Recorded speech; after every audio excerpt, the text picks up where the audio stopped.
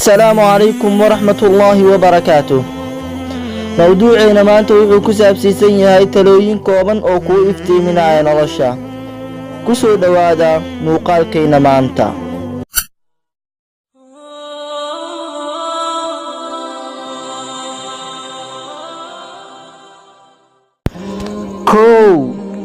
وفكر si fog oo hadal si degan oo soco si tartiib ah oo jeclow si badan oo dhoolaadee si joogta oo shaqay si adag oo bixisi qarsoon oo naxariiso si guud oo niyeysa alla dartiis.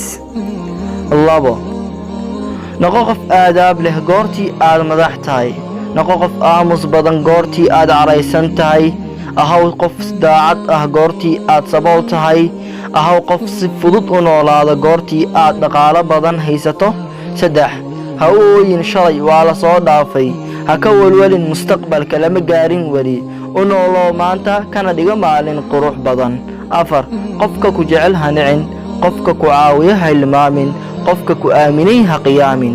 5 noqo mid u naxariisa dadka xitaa hadiisa iyaga ku naxariisan. noqo mid u fududeeya jecel iyo walaaltinimo xitaa haddii caay iyo cadaawtinimo camal u tahay. noqo mid dadka caawiya xitaa haddii uusan jirin cid adiga ku caawisa. ha u bedelin naftaada iyo dabeecadaada iyo dhaqankaada dad kala dartood.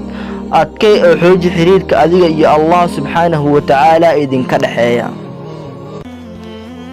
fadlan haddii aad ku cusub tahay kanaalka subscribe saar maxaa yeelay waxay noo tahay dhiirigelin. asxaabtana la sii wadaag. والله أعلم وبالله توفيق والسلام عليكم ورحمة الله وبركاته.